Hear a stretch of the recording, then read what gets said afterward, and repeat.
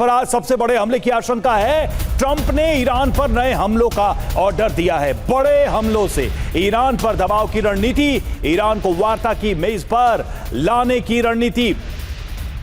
Wall street journal की report में यह बहुत बड़ा दावा किया गया है। दावा यह कि दबाव बनाने की रणनीति, बड़े हमले की रणनीति। ट्रंप ने ईरान पर हमलों का ऑर्डर भी दे दिया है। किसी भी वक्त इस आदेश का पालन शुरू हो जाएगा, यानी बर्बादी की एक नई कहानी शुरू हो जाएगी।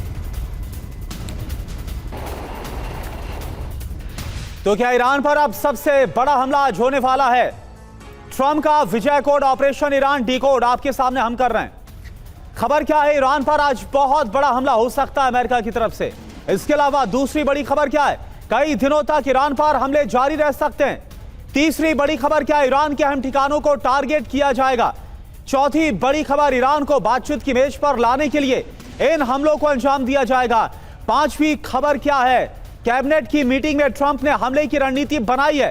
ट्रंप की चेतावनी क्या है? इस बार के हमलों से ईरान की पूरी शक्ति को खत्म किया जाएगा। रणनीति आप समझिए, हमलों की धमकी से ईरान पर दबाव बनाने की कोशिश नजर आ रही है। अगली बड़ी खबर का रुख कर रहे हैं रवि।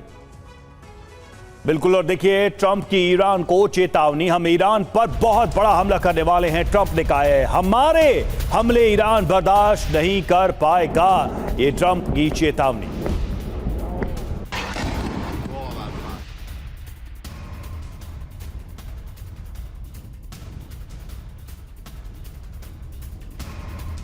तो आप देखिए, पत्रकारों से बातचीत के दौरान ये जो ऐलान है ट्रंप की तरफ से किया गया कि बहुत बड़ा हमला करेंगे।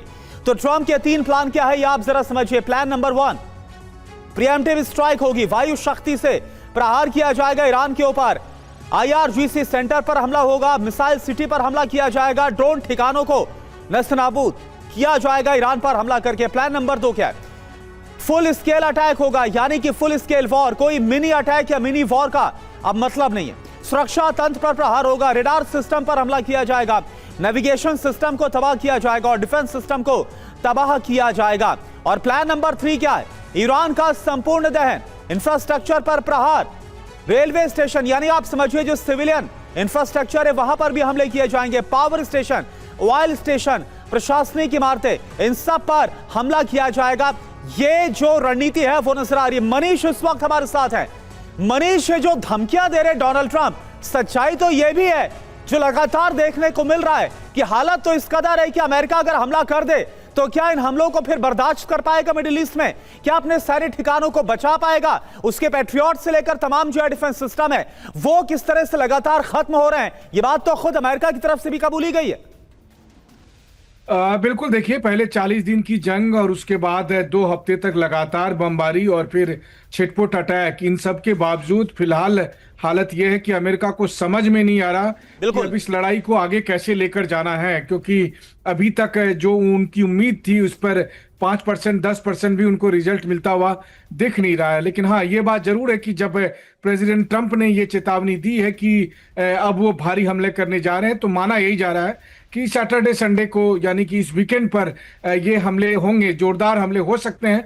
अगर इजराइल की एंट्री हुई तो इजराइल अपने चिर परिचित सिग्नेचर स्टाइल में हमेशा वो लीडरशिप पर अटैक करता है, तो हो सकता है कि ईरानियन जो पॉलिटिकल लीडरशिप है या मिलिट्री लीडरशिप है उनको भी अटैक करे। बाकी क्या स्ट्रेटेजिक टारगेट हो सकते हैं उसके बारे में तो आपने विस्तार से भी दर्शकों को बताया ही। लेकिन इन सब के बीच में एक बात और भी है, वो ये कि बड़ी तेजी के साथ अमेरिकन एयर डिफेंस सिस्टम के एंटी डिफेंस मिसाइल खत्म हुए जा रहे हैं, एंटी बैलिस्टिक मिसाइल खत्म हुए जा रहे हैं। और ऐसी स्थिति में जब ईरान की तरफ से अमेरिकन बेस हो या मिडिल ईस्ट के देशों पर अटैक होगा, तो फिर किस तरीके से उन सभी टारगेट को सुरक्षित रखा जाए, यह अमेरिका के लिए एक और बड़ी चुनौती है। लेकिन जो भी हो, दोनों तरफ से केवल विध्वंस और तबाही मुझे दिख रही है, और जिसको अभी रुकने का कोई नाम नहीं है। बल्कि अब तो प्रेसिडेंट ट्रंप भी अपने दामाद से और अपने नेगोशिएटर स्टीव विटकॉफ से हताश हो गए हैं और उन्हें लगता है कि बातचीत से तो कुछ हासिल नहीं होने वाला है। तो उनका भरोसा अब एकमात्र नेतन्याहू पर ही है।